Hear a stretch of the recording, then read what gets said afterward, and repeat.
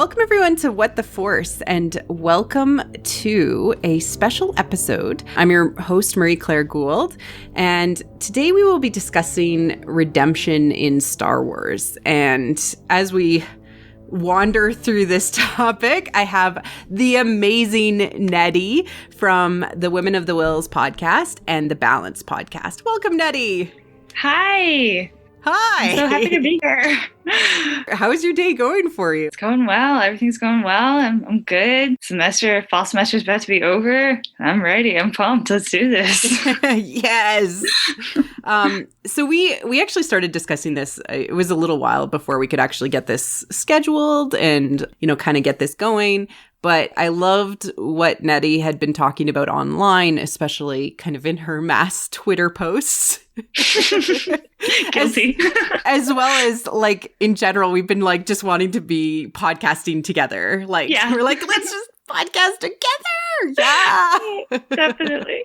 But redemption is such an interesting concept because it comes up a fair amount in conversations, especially to do with what we think is happening in the sequel trilogy. We think that, say, Ben Solo, Kylo Ren is on a redemption arc. Mm-hmm. Many people think that. And redemption is not a new concept to Star Wars, but it can be quite complicated because it's important for us to discuss the difference between, say, fiction and reality. And maybe, Nettie, you could talk a little bit about, from a fictional perspective, what does redemption and these sort of themes represent versus, say, reality of punishment and justice and things like that? Indeed. Yeah, there's a huge difference. As a English minor, I delve into the world of fiction versus reality a lot. It's something we talk about in our seminars and in our classes quite frequently, especially with these really touchy subjects like punishment and retribution and redemption. It's very different in the fictional world versus in reality because the author, the person that's writing the story, is always trying to push a narrative.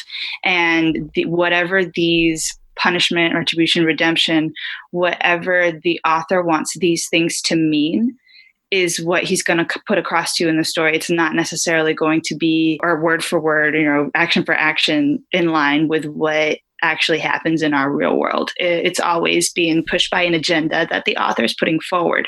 So it's always going to be subjective when it comes to fiction versus reality, because sometimes you have these crazy story. I'm reading Snow Queen right now, actually, which is what Frozen's based off of. Yeah.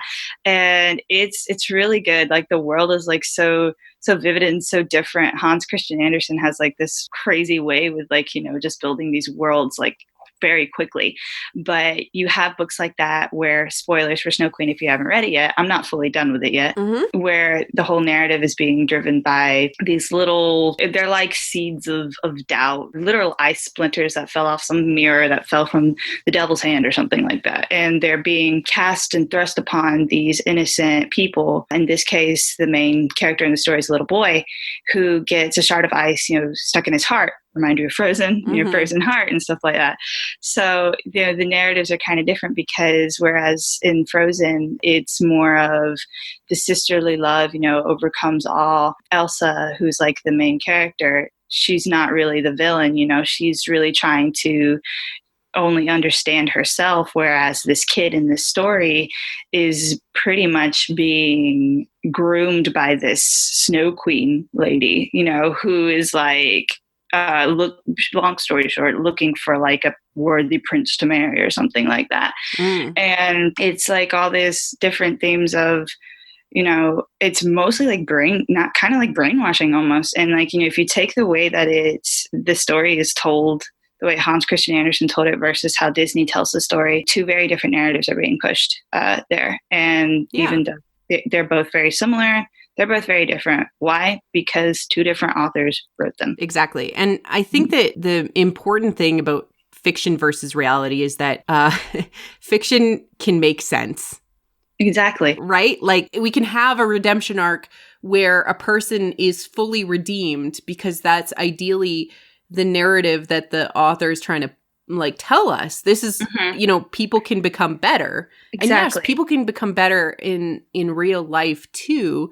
But our culture and our social infrastructure demands either justice or punishment or retribution in some ways, because culturally, as humans, we are more flawed than fiction. Exactly. And like I said, again, the author, is responsible for giving those flaws to each characters. Whereas, like I said, fiction is the author's driving a narrative. Reality, there's no narrative being driven. It just happens as it happens. And the narrative is actually put on, like you said, the cultures, the Western versus Eastern cultures, where it comes to crime and punishment. It's the cultures that actually place the narrative on the situation. Yeah, we tell the story, like drive the narrative. We're not part of the story, but we're telling it because and we try to make it make sense in our own way, but sometimes the real world doesn't make sense.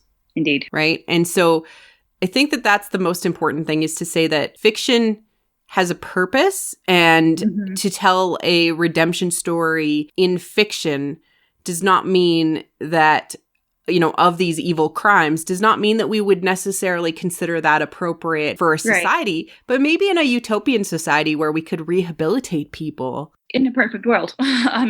In a perfect world, we could rehabilitate people from crimes that they commit truthfully and not just send them to prison. I think that that would be like a really wonderful thing to aim for as humanity, but Indeed. I don't think that we're close to that. Nah, yeah. Definitely right? Not.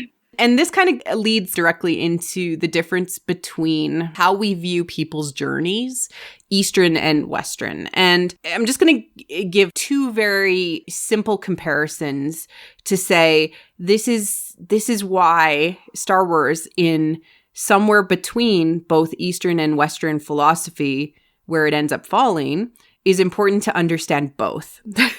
So Indeed. In Western society, because we are driven very much by Christianity, especially in how our culture has been created, in what has driven our culture, when a person has done something wrong, to come back to the light, you have to be penitent, and then you have to atone for that sin. And so that is very much like in the sacrament of reconciliation or confession in Catholicism, as an example. In Eastern philosophy, Buddhism believes that if you commit a sin or something egregious or something evil, you haven't grown up enough. And that the moment that you decide, oh, that was a bad thing, and you seek to move on from that, you are working on atonement. And it's like from today onwards. Like, you don't look back at the past. You become a better person tomorrow. Your deeds pay for the sins that you've done. Yeah. And repentance and absolution is the confession and like reconciliation aspect of Western culture. And redemption and atonement is more tied to Eastern culture. I'm not going to say that both can't happen in either circumstance, but these two philosophical houses almost separate out. And culturally, we tend to go in one direction or another. So people have to feel bad in Western culture and then have to seek absolution from a priest or something like that, right? Yeah, absolution. Or like their mother or their parents or the person that they wronged. It's like, publicly saying I was wrong, specifically to the group or individual that you wronged. And so like repentance, especially in confession, is really key. Nettie, did you want to talk about that? They're both very similar, but at the same time very different. Whereas repentance is more of the actual definition from Webster's dictionary, is the action of repenting, sincere regret or remorse. So repentance is a noun. It's an action that you have to do. It's describing, the repentance is like the description of the action that you're performing. So let's say that I stole someone's cookie. I don't know. When I was like 5 years old, I stole someone's cookie. I stole my best friend's cookie, and I eat it, but I feel bad about it later. And I in like the terms of Christianity, how Christianity would put it would be to ask for forgiveness of your sins, but not necessarily to the person that you wronged, instead through more like a prayer or such like that. You're not coming up to that person and saying, hey, I stole your cookie, I'm sorry. Whereas absolution, that's exactly what that is. Absolution is defined as the formal release from guilt, obligation, or punishment. It's you're declaring your remorse. And so I would go up to my friend that I took the cookie from and say, hey, I took your cookie, I'm sorry. And like, how can I make it better, or how can I try to improve in the future? And how can I atone for it? Exactly. Yeah. And in Christianity, it's like you can potentially not atone to that person. You could atone to a priest or in confession. And so there's this other party in atonement that is not necessarily involved in Eastern philosophy, which is so interesting. So redemption is just the process by which you become and move away from being bad, right? You've done some bad things. You had a misalignment in your values. You followed the wrong leader. The process by which you realize that is redemption. And then atonement is how you make up for that.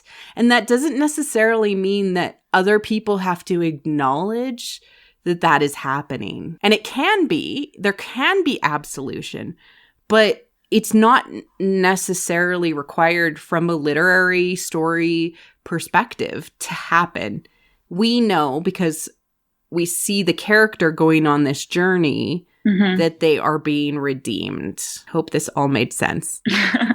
Yeah, it does. And like you said, it's part of storytelling. And sometimes the way storytelling works, unfortunately, and I speak from experience, is that I have to, when I'm writing scripts or short stories, cut out some really what I feel are very important scenes in character building or world building, because of just for the sake of, it being cohesive with the narrative that I'm trying to tell. So sometimes in fiction, these deeds of atonement aren't necessarily put into the story afterwards, because as soon as the character is either repents, that's it. That's the story that the author wanted to tell. And sometimes the atonement and the process of redemption afterwards is not always something that's followed through, because it's not as important. It's not what, in the author's eyes, I'm not saying it's not important, but in the author that's writing it, it's not as important as the story that they were telling, where this character was doing the things that led up to that character's need for forgiveness. So sometimes that stuff gets left out. And the moment by which they realize the path that they have been on has been not a good path is called the epiphany. And epiphany can mean several things, but it's basically realization, right? When is the epiphany for, say, Vader? We're going to talk about that. When is the epiphany for some of the other characters that we're going to bring in and talk about? And it could be that they've had little moments and little peaks of realization throughout their journeys, but the exact moment that they decide to go back to the light is the epiphany. Yep, indeed. I think that the key thing from a story structure perspective, denouement, Nettie. Sure. Denouement is a French word for the final part of a play, movie, or narrative. During this final part, it's where the final pieces of the plot, that all seem scattered, around, are actually all pulled together, and everything is explained or resolved in some kind of cohesive solution. Sometimes this is also known as there's different wording for it. It's a little bit different though, as the climax of a chain of events. In the story plot where you have the climax, then the resolution. The resolution would be considered the denouement, but the climax is different from that, because the climax is like the height of action. So it's not to be confused with the resolution of that action, which is denouement. And this is where the true redemption usually happens, in a 3-act story structure. So we see this very clearly in Vader's redemption, and we'll get into that in Return of the Jedi, especially. Yeah. All right. Yeah, it's awesome. Yeah. I'm pretty excited to dig into these characters. So just briefly, we're going to be covering Agent Kallus from Rebels. So, of course, we will be going into some spoilers from Rebels. We're going to be covering Asajj Ventress and Quinlan Vos from the Clone Wars. We might do Quinlan Vos first and then Asajj Ventress, although their arcs are very closely tied together, which is really exciting. Yes, indeed. I just want to call out a good friend of mine, Matt from Matt's Nerd Corner on Twitter. He actually bought me a copy of Dark Disciple so that I would actually read it, because he was grumpy with me just trying to discuss it, I think, on Twitter. And I was like, I haven't read it. I don't know what you're talking about. So I actually read it now. Matt, I officially have read it. That's awesome. He was very patient with me as I was like trying to read it and getting caught up with travel and work and stuff like that. But it is an amazing, amazing book. Shout out to Christy Golden. Everybody should read it. So there will be spoilers for Clone Wars and that book. And then, of course, we're going to talk about Anakin Skywalker, Lord of the Sith, Darth Vader himself. Yes, of course. Yeah. It would not be complete without him. But let's start with the non-Force users, because their stories seem to be, I don't know, maybe easier for more accessible humans to grasp. Yeah. And there might be more out there. I would love to talk about Revan, right, at some point, but I don't know that I wanted to stick to just current canon stories right now. But Revan is certainly a very interesting redemption story. Have you read the book? I have, yeah. Revan? Yeah, okay. Yeah. And I've also played both video games because I'm old. Nice. I actually have played KOTOR 1 like 4 times. So, oh, wow. Yeah, I know it really well. Awesome. And I always played Revan as a female, so yeah. The book was very weird to read. Like, I'm like, okay, well. Yeah. I thought that option was pretty cool, though, that you could play as female for that, yeah. Let's talk about Agent Kallus. Do you want to give a quick summary of his background and where we see him when he first comes in? Okay, so fair warning. I love Agent Kallus a lot. You mean Hot Kallus? Yeah. Nobody can pull off a mutton chop like him. Oh, don't get me started. But anyway, yeah. So Kallus is one of my favorite characters, like, ever, honestly, especially with the culmination of his arc in season 3 and what we see of him in season 4. But anyway, so Kallus is an Imperial agent, Agent Kallus, and his work is mostly based in Lothal, where all the Rebels characters end up on there all the time, just somehow. And Ezra's there. They first meet Kallus and the Rebels from Rebels fighting, of course. And we find out later that Kallus has this history with the Lasat and their planet Lasan, which is now destroyed, which he actually come to find out had a hand in destroying. He was a leader of some sort during the siege that the Imperials had put on Lasan. And he had a weapon. There's this ancient tradition that the Lasat have, that when they're beaten by an opponent, that they give their weapon to the person, who had defeated them. Mm-hmm. And that's how Kallus ends up with a weapon from the Lasat. And season 1, he's mostly just coded bad guy, just regular Imperial out there, just doing Imperial things. And then season 2 comes and his character gets a little bit more interesting. Season 2, where they're both trapped on the moon. Kallus gets real up close and uncomfortably close at first to Kallus, but they both have they reach this understanding after they're both basically marooned accidentally on this moon that's floating over Geonosis. And it's this really cold moon, so they're all they're stuck in this hole the entire time. And pretty much they have to suck it up and work together to get out. And they do. There's a lot of deep conversation that they have, especially about what happened between Zeb's people and what the Imperials that Kallus was a part of did to his planet. And there's a lot of deep conversation going on there, which is like very captivating to listen to, because you find out that Kallus, mostly up until this point, he was just following orders and he didn't question them. And when you put up together, I don't know if anybody's ever read the Star Wars book propaganda book that they have out, where it's got like all these posters and such in there. Mm-hmm. And it shows like the propaganda that the Imperials would put up and the narrative that they were driving towards just the common people of the galaxy, that the Empire were actually the ones that were, saving the galaxy, that they were working to make the galaxy a better place. And all these young men and women would join to become pilots and such. And we see that in Lost Stars as well. Yeah. Lost Stars, to where all they want to do is just get off their planet, and they want to see the world. They want to travel. And like Anakin says in The Phantom Menace, like, look at all those planets. Someday I'm going to see them all. And it's just that desire that they all had.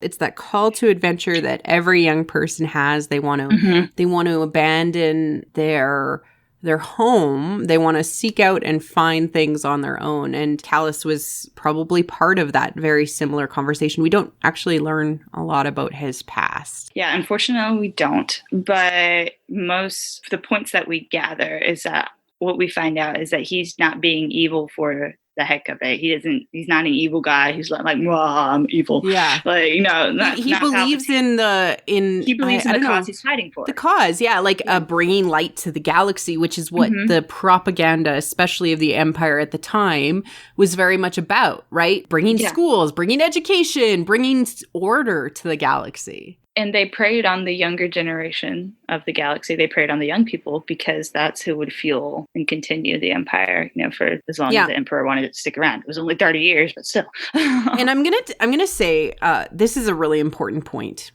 This is all new storytelling. Mm-hmm. Like, this is all Disney era storytelling. It's complex and it's animated. So interesting. It's in the animation. I can quote Sky Talkers. They said, look to Lucasfilm's animation for the future of Lucasfilm, because this definitely Lost Stars also has that definitely all the stuff aimed at the younger generation, it seems, because Lost Stars are actually a young adult.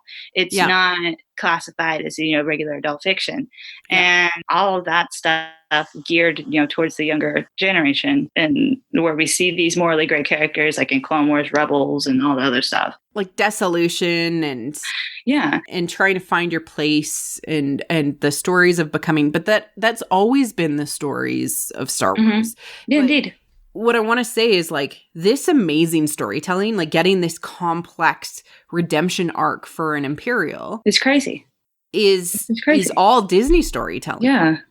Like, it is. We get all of these great Imperial behind the scenes. It's all Disney storytelling. Continue.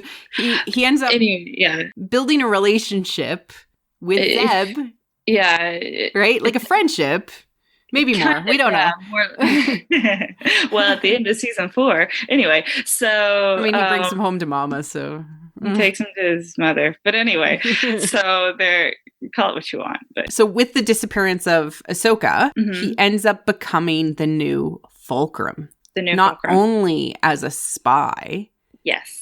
But also as like a key contact for information for the rebels. Indeed. And instead of Ahsoka being the one, because she's gone now, Hera would be in contact with and the rest of the rebels, it was now Kallus. Now Kallus had that placed upon his shoulders. But then all of a sudden we have this new player come in, Thrawn, who isn't a dumb Imperial. He's not stupid. Yeah. And he quickly learns what's really going on with Kallus. In this very heart-wrenching episode, there's a mission to retrieve Kallus from the Imperials, and it all goes wrong. Kallus ends up doing something which I've always found questionable. He ends up pushing the blame of, I'm not Fulcrum. this guy is, this totally innocent other Imperial guy who ends up taking the fall for it, who ends up taking the fall for Kallus, and nothing's ever said about that ever again. Yeah. Again, we go with, this is how Star Wars, sometimes it just kind of skips over important points like that, which I think that was important. I mean, I was kind of shocked. Mm-hmm. I'm like, oh, he just let him take the fall for it. So it's just little things like that, which I think are important, are kind of skipped over, which means again, we go back to storytelling. They're not always going to hit every single beat because there's an entire galaxy-wide world of storytelling that they're trying to do here, and they can't exactly hit every single point. That's a little hard. That's a little much, and they do try. Honestly, they do, with all the books and the comics that they have going on. They've tied together so many loose ends. But anyways, so the other Imperial ends up taking the fall for it. Kallus ends up staying on to the Imperials, feeding more information to the rebels for a while until the very end of season 3. He's been found out long before this, but finally Thrawn decides to do something about it because Kallus ends up being quite instrumental in the almost downfall of the rebels on that spider planet place where all the spider things were. Forgot the name Chopper of it. Base? Yeah, Chopper Base. That's what it was. But where the attack on Chopper Base happened, Kallus ended up being instrumental in actually finding where they were because Thrawn intercepted the transmission while he was transmitting it, and ended up finding their exact base. And then at the end of the whole arc, the whole battle, when the rebels get away, Kallus is able to jettison himself from the Star Destroyer that he's been on and forced to watch the entire attack on the planet below him on the rebels, and ends up being able to escape in an escape pod and rejoin the rebels. And well, from that point on, he's involved in the Rebel Alliance. He's one of the security people for the Rebel Alliance. He's finding out information, and he is on Yavin 4 when the rebels go there. He earns a place there among them, yeah. But I've always found, and he has this other mission where he goes on with, I don't know, it ends up being he has to take care, he's on the Ghost with Rex somehow.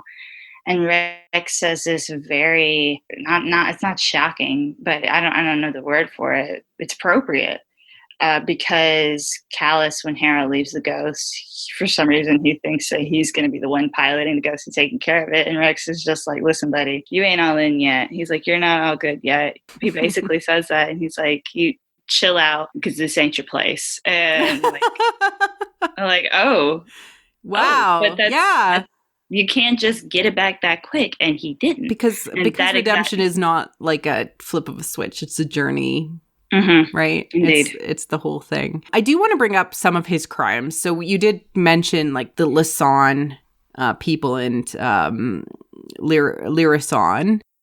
That there's a few names that they call their homeworld. That was a genocide. Yeah, he participated in a genocide of an entire alien race, a mass genocide of an entire planet. Not just one race, in charge of a good chunk of it. And he killed the royal family. And no matter how much you think your cause that you're fighting for is right, the mass murder of an entire species of an entire planet, how do you justify that? Yeah, exactly. He came to some sort of resolution, but it never really stuck well with him at the start of season 1. So I'm actually kind of excited to see more stories from Kallus's perspective. And in the end, he receives absolution, which is really unique, I would say, because he lives. Indeed. And he goes with Zeb to the new homeworld where the Lestat live. Yeah, where they now live. Hidden in wild space, hidden in the unknown regions. It's very difficult to get to. There's this beautiful scene kind of in the epilogue of season 4, kind of the last little half of the episode where everything is being talked about by Sabine, where Zeb is standing next to Kallus and he gets to see the planet and understand that he didn't participate in the death of all of them. And I would say that he gets absolution that way because it was given to him by the people that were wronged. Yeah, it was their responsibility. It was on their shoulders to freely give that forgiveness that they so clearly gave him at the end of season 4 by trusting him with that and bringing him, back to their new home world that they had established. But yeah, like the forgiveness that, like I said, I posted this on Twitter a while back, but I was like, there's like this whole discussion going on online, this discourse on forgiveness. And whether or not it's earned. And the word itself, forgiveness, has the word give in it. It's not for earn. Mm-hmm. You give forgiveness. You don't, it does not have to be earned. Should it be earned? Well, cultures will tell you different things on that. Different people will tell you different things. It's the person who was wronged or the group. It's their responsibility to give that forgiveness. Or yeah, I think what we've learned from this is that his story in particular is that people can live past the bad deeds. Right. Yep. And before that, we only had Vader as like an example. Yeah, pretty much. Yeah. We can talk about Quinlan. This is heavy spoilers because it's all in the Dark Disciple book. But Quinlan Vos was a character that was introduced in the Clone Wars cartoon. Just briefly, I think he had like 1-2 episode arc, because they meant to finish more of his story. And so what they ended up doing was taking the scripts from the episodes that he was supposed to be in. And it was very purposeful. They were trying to tell a redemption story in Clone Wars. And as the Disney acquisition happened, they were unable to finish producing those stories and to finish out season 6. We are now getting season 7, which is amazing. I don't think they're going to go back and actually tell that story because it's already been produced by Christy Golden. Amazing book. Quinlan Vos is a Jedi with special powers. He can hold objects that allow him to sense things about the people that owned them. Mm-hmm. He has been asked by the Jedi Council to go on a special mission to kill Dooku. Assassinate Dooku, which, I mean, red flags all over the place. Jedi, how Jedi choose to fight Yoda from Rebels, mistakes were made during the prequels, during the Clone Wars. Mistakes. The war itself drags people towards the darkness. That's the challenge, right? Yeah. And so Obi-Wan Kenobi has this brilliant idea to be like, why not get Ventress to help him? Because she has left Dooku, because Dooku betrayed her, and we're going to go into her story specifically in a bit. She has left Dooku, and she does not like Dooku, obviously, because Dooku tried to kill her. Understandably. Quinlan Vos, as a pretending bounty hunter, basically tries to pretend to be a bounty hunter rather than a Jedi, and sidle up to Ventress, be like, hey, Ventress! And there is lots of flirting, lots of, cutscene, makeout sessions. Yeah.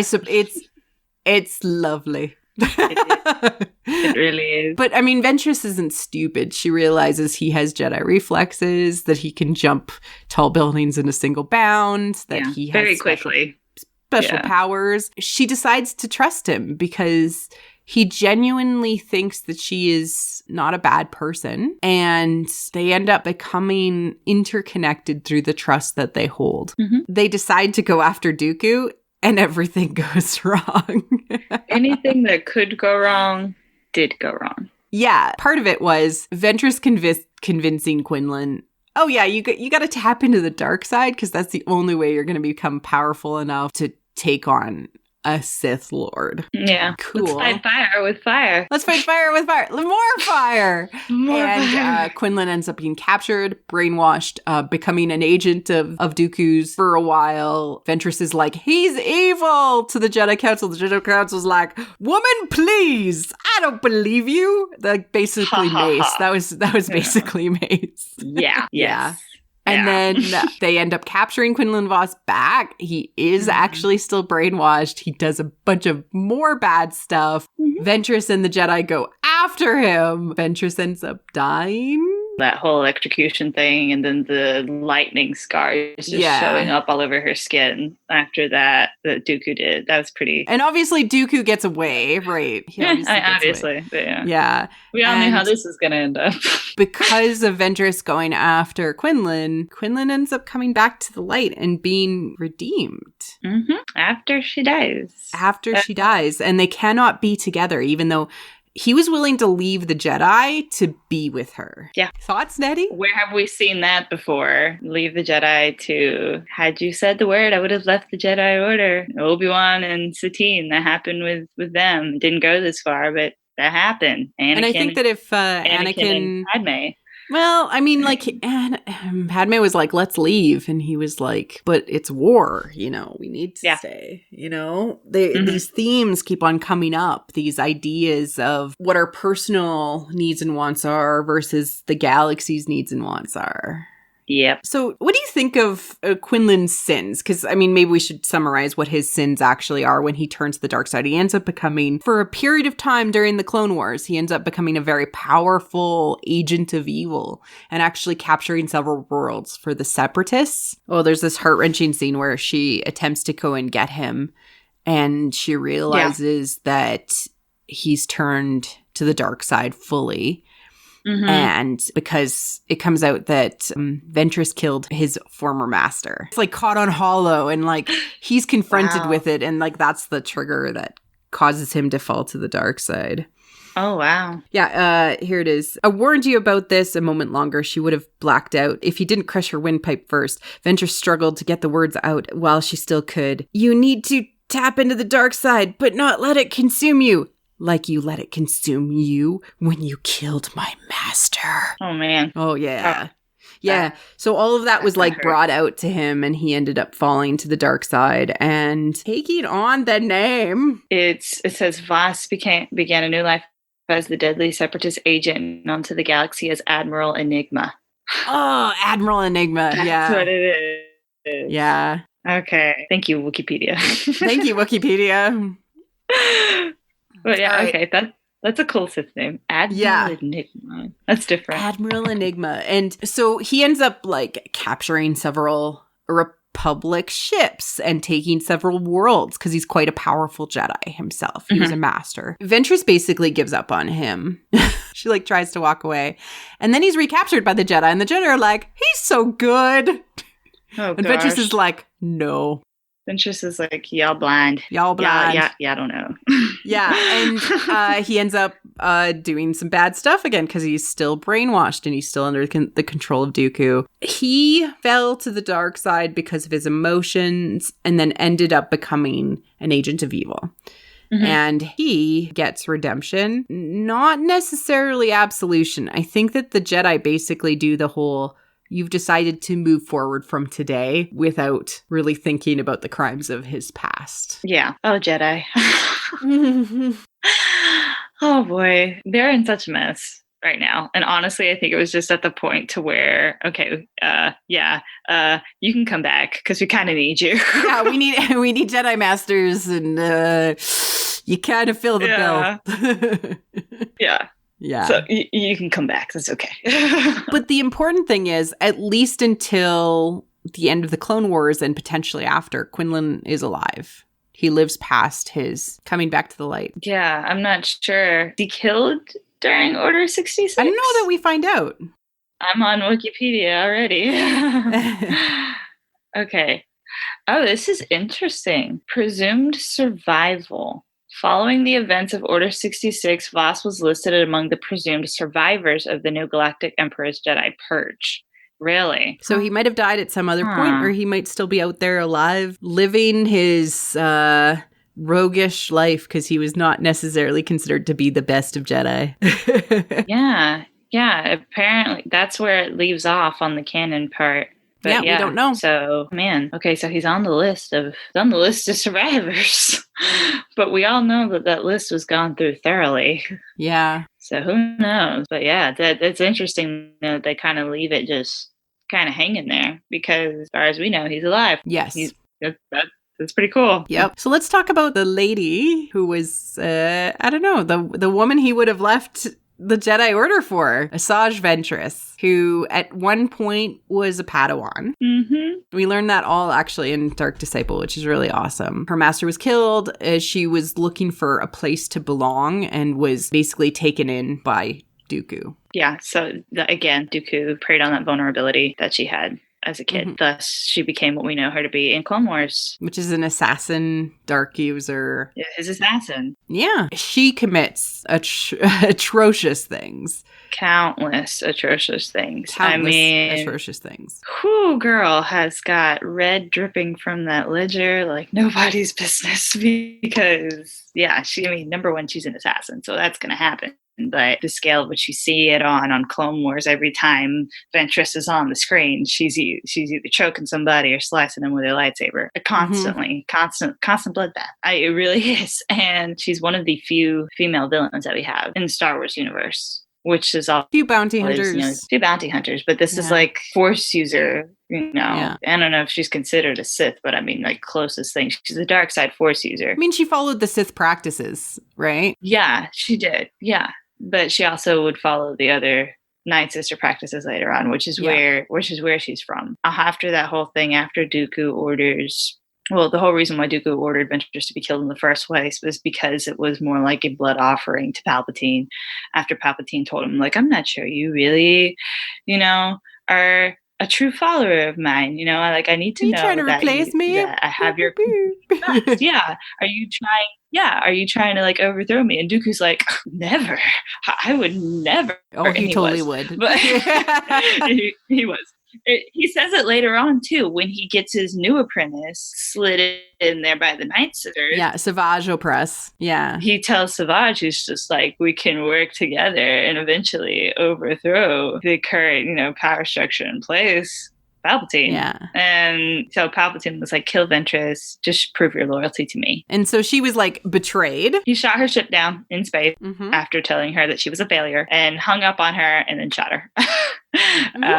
She survived. She was found by some random bounty hunters. But yeah, that was it. And she goes back to Mother Talzin to try to find her roots, and she ends up becoming kind of more gray in her orientation. She's definitely I would say she becomes, not at this point, in my opinion, she's still very much full on dark side to me, because, well, I mean, that's the way the Night Sisters don't explicitly follow the dark side of the Force, but they just follow the Force, and that the Force that's manifested on Dathomir is mostly the dark side. Yeah, it's strong with the dark side of the Force, whereas other places like Dagobah is like a mixture. This is mostly just dark side. That's what Ventress has to deal with. So Ventress goes back. She wants revenge on her master, and Talzin, bless her. I love Talzin. I really do. She's good old Mama cool. Talzin. I mean, Talzin tells it. She's like this maternal. She's this mother figure to her, and she's just like, calm down. Not yet. We will. We'll do this. We'll do this the right way. First, she gets a few other Night Sisters to help her out, and they go and they try to assassinate Dooku in his sleep. It does not work. They had like this invisibility something on them, but it ended up not working. The mission ended up failing. So they go back, and Ventress is like, what now? Well, Talzin's just like, okay, I have another idea. And this is where we get Savage. This is where we meet Savage. And this is He's his played origin. By the amazing Clancy Brown, by the way.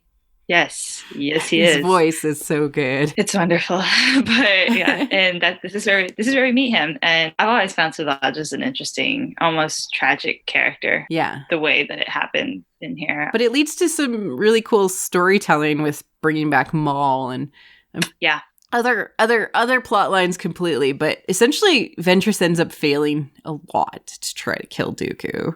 Yeah, a lot, and that continues in Dark Disciple, obviously. Yeah, obviously. But before that, she helps out Ahsoka. And we see in Dark Disciple very clearly that she is not willing to sacrifice women and children. Yeah, and also before she even helped out Ahsoka, actually, it was after the Night Sisters were completely obliterated on her homeworld. She had nowhere else to really go. Yeah. Because Grievous had, they had been ordered to go and kill them all on Dathomir, and they did. Absolutely all of them just gone. So Ventress was left alone, and she became a bounty hunter for a while. And that's where we meet her in Dark Disciple. And she's a code. Certainly it is profit-driven, but there are things that she is not willing to do. And we hear it actually from Boba Fett himself, his young self, teenage, preteen boy. I don't know how old he is.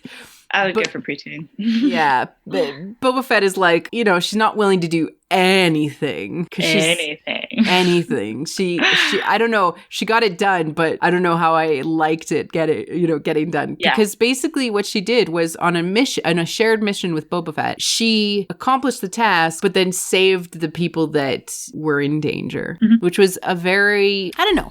I think she was well within the path of redemption. I think that at some point she might have found her way back to being a good person had she had more time. Yeah, she was definitely on her way. Well, because being a bounty hunter allowed her to kind of take a step back from everything that her life had been up until that point. Sure, bounty hunting has a lot to do with, most likely assassinations and such like that, which is where her job used to be.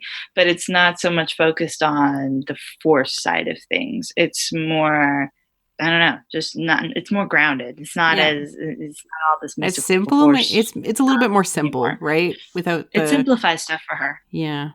And she doesn't have to think and feel emotion. And it's not until Quinlan Vos shows up that she feels things again.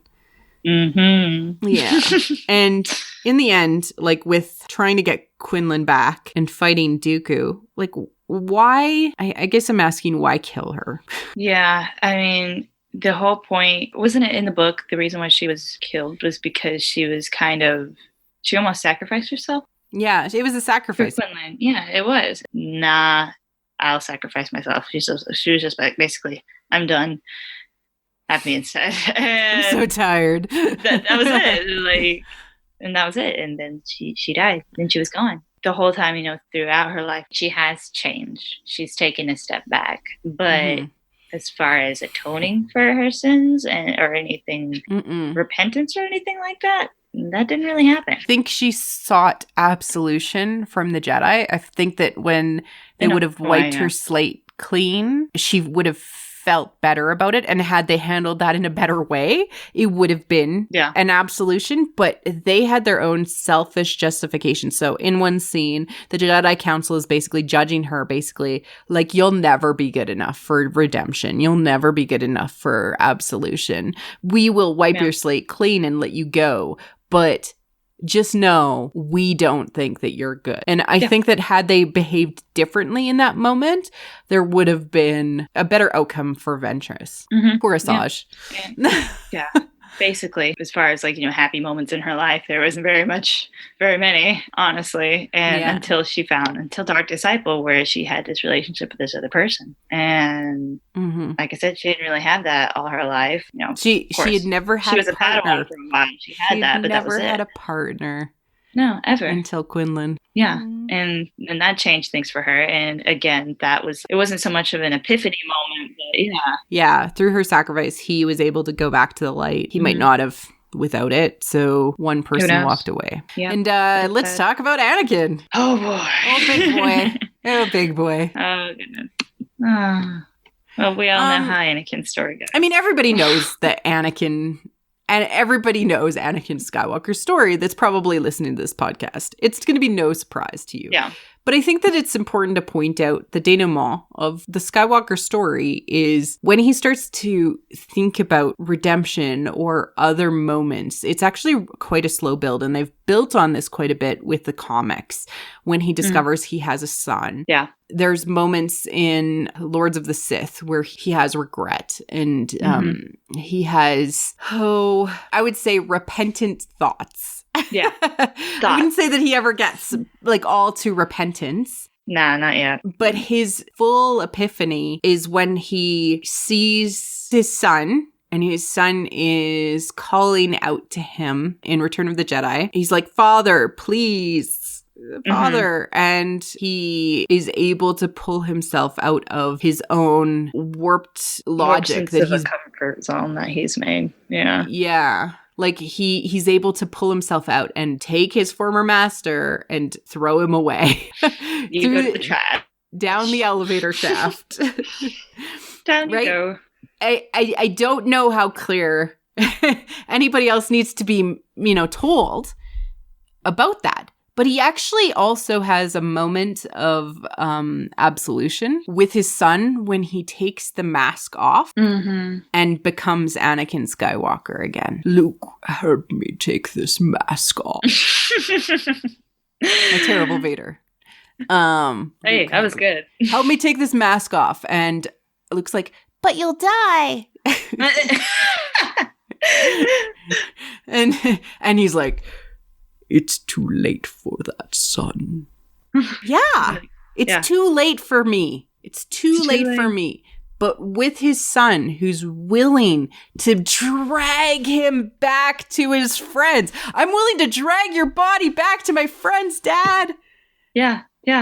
He has absolution. Yeah, he does. And also the fact Luke makes it even more powerful with, that very moment at the end, like we were talking about with him with the mask off. Luke is just like, he resorts to tears. He's in tears by the time his father is dead. And in the book, in the novelization Return of the Jedi, and in the kids novelization as well that I got to read, actually, which is like, if you ever get the chance to read the kids novelization for Return of the Jedi, please do so, by the way. It's called The Power of the Dark Side, and it is very good. Like, to me, in my opinion, the depth that it goes into is like so much more than you would expect for a kid's novel. It really is. And it's my brother's absolute favorite. He reads it all the time. Yeah, and like the cover's worn for as much as he's read it. But it's really great. And in that moment, it does say that Vader, it says, like, as Vader's thinking in his final thoughts, Vader smiled, a small smile, but the only smile that only Padme had ever seen. And it mentions Padme in the book. And those are his inner thoughts right before he dies. I threw the book across the room because, half my Star Wars books are worn because of me throwing them across the room. But honestly, they actually did that. They put that in there in this recent kids novelization that came out in like 2016. And so it's like, it's listed in like the canon books for kids and like in Wikipedia. And he's actually, he's thinking about Padme as he dies. It says in that book as well that he feels something foreign to him on his face, something wet, tears. And he has that moment at the end. And I'm like, oh my gosh. But you take this incredibly soft moment that he has with the original trilogy alone, not accounting for the prequel trilogy. Tell me honestly, would you feel as you're feeling right now, as you're like over there squealing and like, oh my God, no. Would you feel that way about this guy who's a mass murderer, pretty much, worked for this evil dictator and just did countless horrible things? Would you feel that way if the prequels had not been taken into account, if we didn't know his backstory? I think we need to, because we need to understand how powerful the redemption is. We need to see where he came from to understand the power of a redemption. Indeed. Like that. Indeed. Yeah. And for years, it was just left that way because the prequels were non-existent up until 1999, where we actually got the background of Anakin Skywalker. So for years, the original trilogy generation was just left with that ending. Sure, there were books, but they really didn't touch on that as much at all. They didn't delve into the prequel generation at all because George Lucas knew what he wanted to do. Yeah, he wanted to tell the tragedy because of the catharsis is understanding that there's hope for redemption from a tragedy storytelling structure. Yeah. And redemption is powerful because you need to understand that good people can fall to the dark side. Good people can do bad things, and that there is good and evil in us. And not everything starts off evil, as we see in The Phantom Menace. This little boy, all he wants to do is see the galaxy. Buddha would say that when we grow past the delusion that evil is the way, then we have finally grown up. And that to understand that that was part of ourselves, but then that you've had the opportunity to move past that is redemption. That you understand that you have moved on from today onward. Indeed. And that you don't negate the past, but you try to improve yourself in the future. Because we can't escape our past. We can only live forward. And I think that redemption stories in Star Wars are really, really fundamental to what it's trying to say, which is that although Obi-Wan and Yoda were like, go and kill Vader, confront him, compassion, love, willing to accept the darkness within, but also move towards the light is Star Wars. Indeed. And also the message of it's never too late. Mm-hmm. Never too late to change. And that's the idea of change comes with hope for once that change has occurred, hope for a better future. And hope is a constant theme in Star Wars. Constant. No one's ever really gone. Exactly. And also in another, to quote again from The Last Jedi, hope is like the sun. You know, if you only believe in it when you can see it, you'll never make it through the night. So, like, you know, during all these terrible acts that all these people committed, especially, you know, okay, we went through Kallus, Quinlan Vos, Ventress, and now we're on Anakin. It's like they've had these moments. In some cases, it's their whole entire lives where they've just been doing all these deeds. Their life is immersed in the dark, in the night. But you have these people who are reaching out. In this case of Anakin, it's Luke. Luke has that hope because he's striving for his father to return, right? To return back to the light. So he has that hope that Amilyn Halda mentions in The Last Jedi. He doesn't just believe in the sun only when he sees it. He sees where the sun could be. He sees what could the best in people that could happen, you know. And he has compassion. Again, he has love. He has hope compassion in that moment. He has hope. And a vision. The best kinds of hope. The best kind of hope is hope with a vision. Hope with a vision of what could be. Yeah. And I think that how this ties into the storytelling that we will see in the future is that we will get more redemption. Redemption is an evergreen topic in Star Wars because it feels like we need to keep on telling people, look, people can turn back from the darkness and it's not the end. I personally see a redemption arc for Ben Solo, Kylo Ren. I think it's there. I actually think he's going to live past it too. I'm hoping so. Yes, because again, we went through all these characters here. I can only pick one that actually survived that we know of completely after his redemption, which is Kallus. Quinlan Vos we're not entirely sure of, so I don't want to conclude him in there. But out of all those characters, Anakin is the most famous for dying right after he finally gives in. And there's this assumption that to get redemption, you must die as a character. And I want to say that it's actually more powerful to be redeemed and then to attempt to atone for your sins, or to be seen as atoning for your sins and living and carrying the weight of your sins with you, acknowledging that they have existed.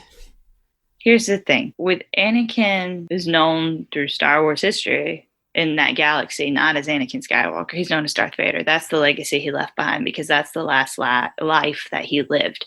He didn't get to live past that, and he didn't get to, after his redemption, he didn't get to, like you said, you know, atone and change and, you know, and do other things. He was only known for the dark deeds that he did. This isn't exactly like, because it wasn't by his choice, but whereas you have Finn and Bodhi Rook, two Imperials in live action film who have turned from this society, whereas Bodhi Rook, I don't know his story exactly how he got there, but Bodhi Rook made a choice to, you know, help the rebels and defeat this new super weapon. And Finn, he had no grounds whatsoever. That's what makes his character so powerful, in my opinion. A lot of people, for some reason, think his character is boring. I disagree. Oh no, it's awesome. You have this. I get so shocked whenever I see people say that, because you have this guy who has grown up. He's brainwashed. He has grown up completely in this super pristine, clean society where everything is in its place, everything's perfect. He's getting fed all this information all his life that this is right, this is the only way, this is the only thing that he has ever known. And on his first mission that he has on Jakku, he's just like, I can't. And that's not because he had been influenced by a different narrative or anything like that. Nope. It was just the innate goodness that he had inside of him. It was his own.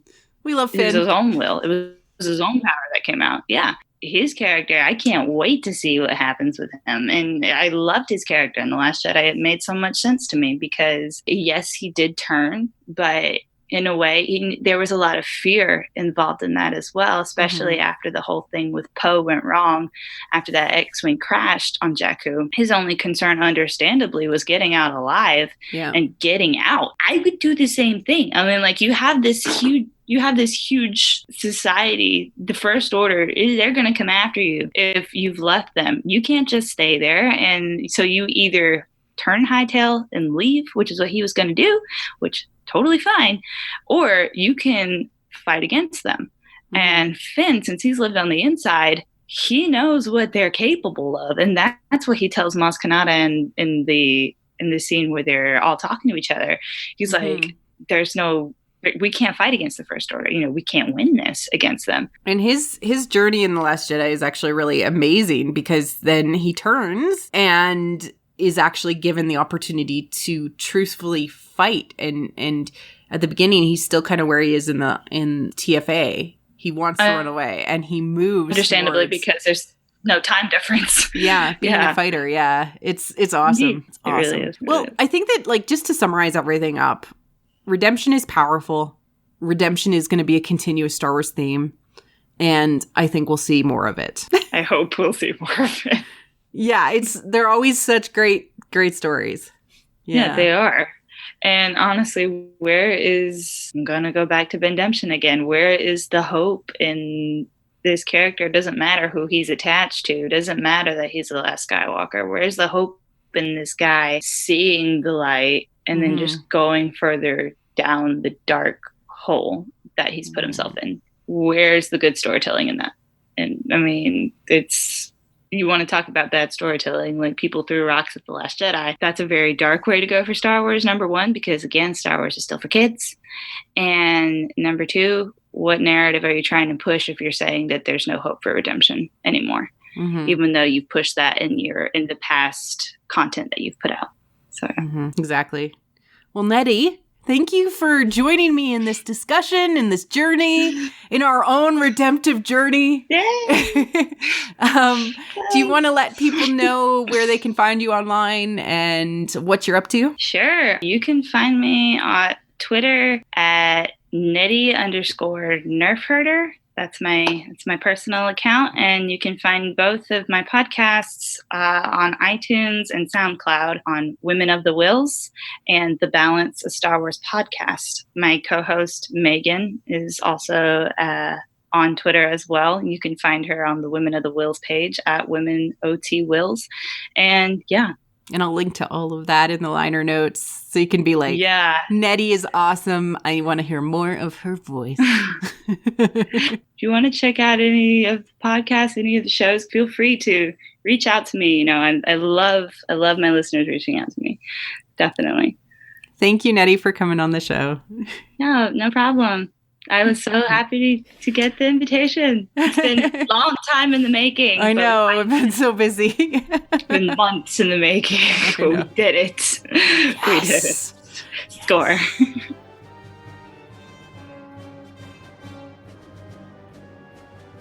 You may have noticed that the episode hasn't ended yet, and I wanted to start adding in a little bit of a conversational end piece to the episodes. I'm going to try to do it most episodes, some episodes I won't.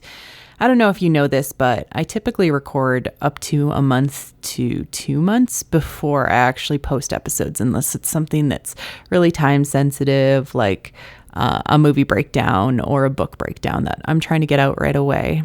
But I have a desire to start talking about things I'm interested in outside of just the analysis or the interviews or the deep dives that I do. And, you know, some of this is going to be focused on promoting others and other people's projects. I'm fairly busy with a couple of side projects that I have going on right now.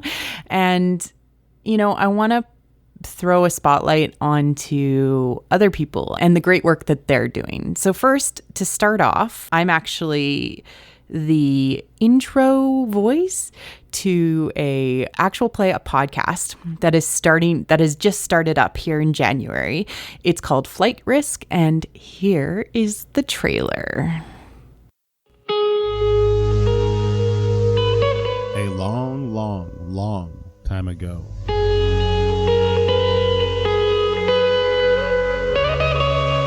In a galaxy far, far away.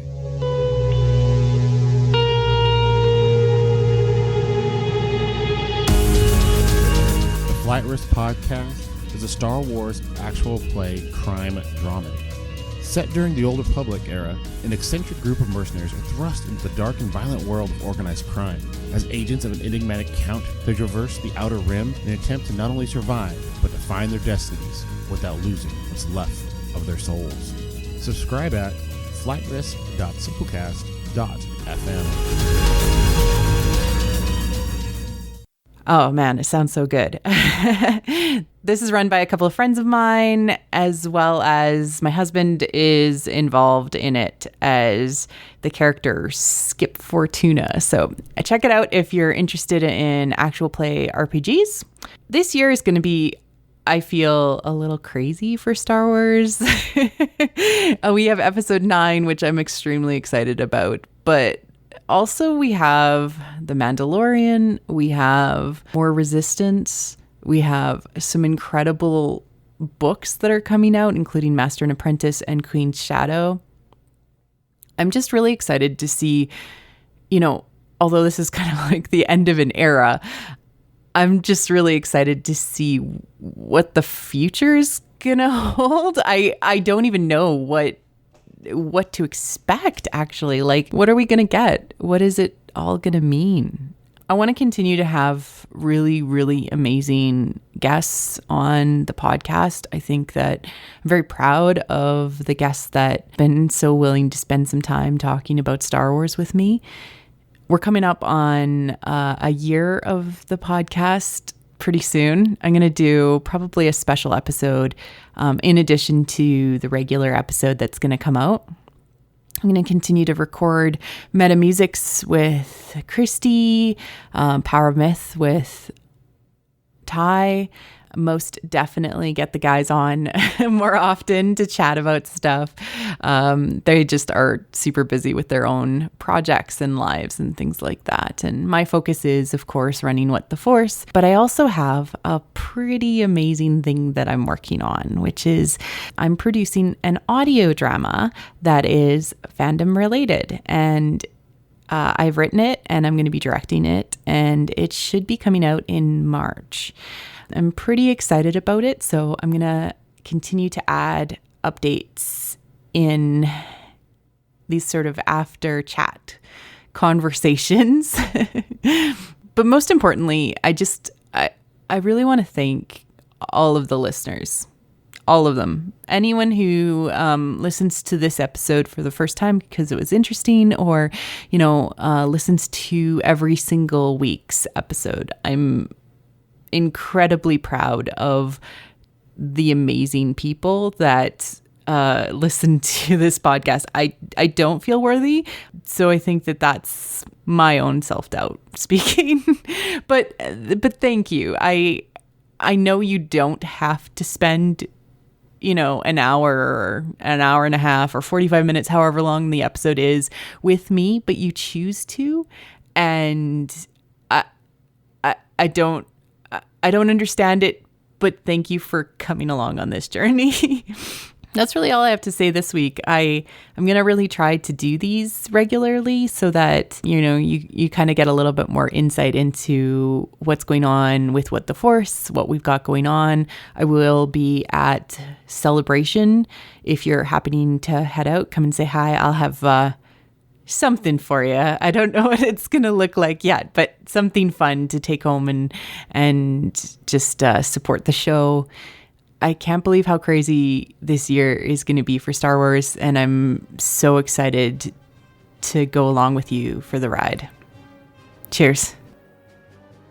This has been What the Force. I'm Marie-Claire Gould. We now have a Patreon available at patreon.com/whattheforce.